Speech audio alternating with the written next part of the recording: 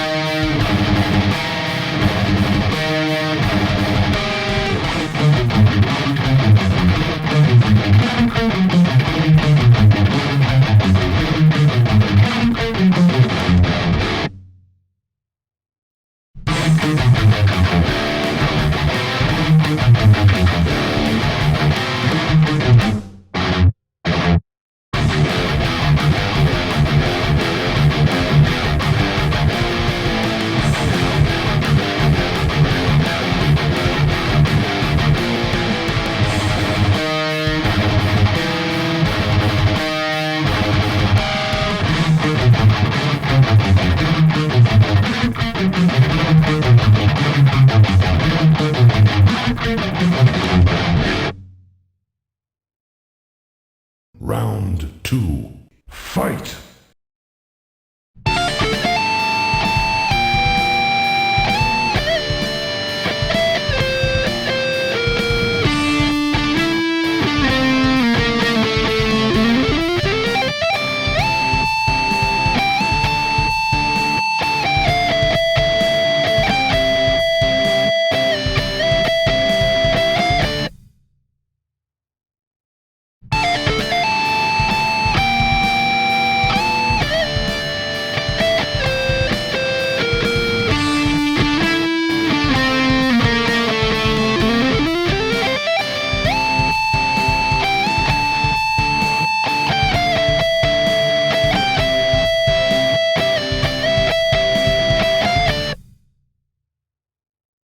Guys, last week, between the Jackson and the S by Solar, there was a difference in the sound, but it was very subtle.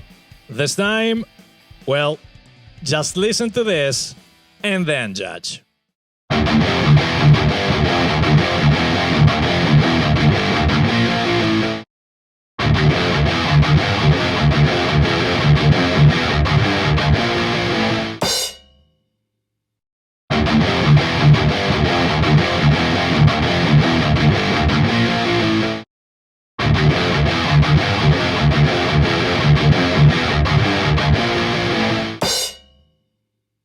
If you tell me you haven't heard it, I'll slap you.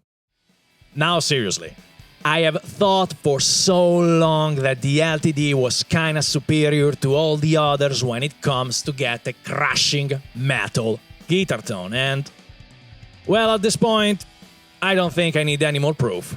By saying that, I'm not looking down at the tone of the S by Solar, but however, After all the experiments and comparisons, well, if you are on a budget and you're looking for a guitar that can get you some cool heavy metal tones for your recordings, the LTD might be the best choice.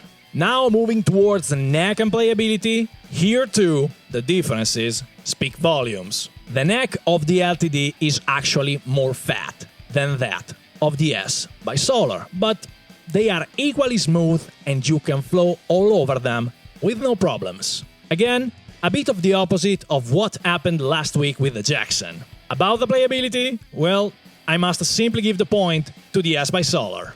Back there, when I tried the LTD for the first time, well, I kinda noticed that the playability wasn't the best aspect. Under this aspect, the S by Solar was just more agile, and this made playing the solo much more enjoyable. Just one final point, if you're curious about the prices, let me tell you that both guitars are around 250 euros. So if you have that budget, you have two choices this time. And that's it for today, guys. Thank you very much for spending 5 minutes in my company.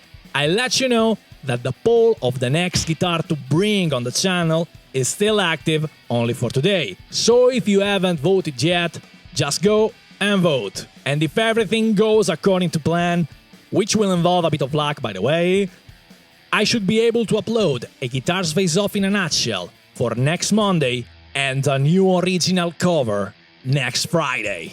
It will be an immense task because I'm currently fighting a war on more fronts, but you have my word, I'll do my very best to bring you everything.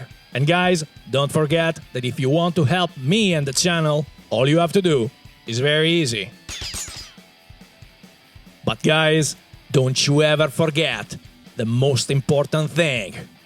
Until the next time, try it until it's tight.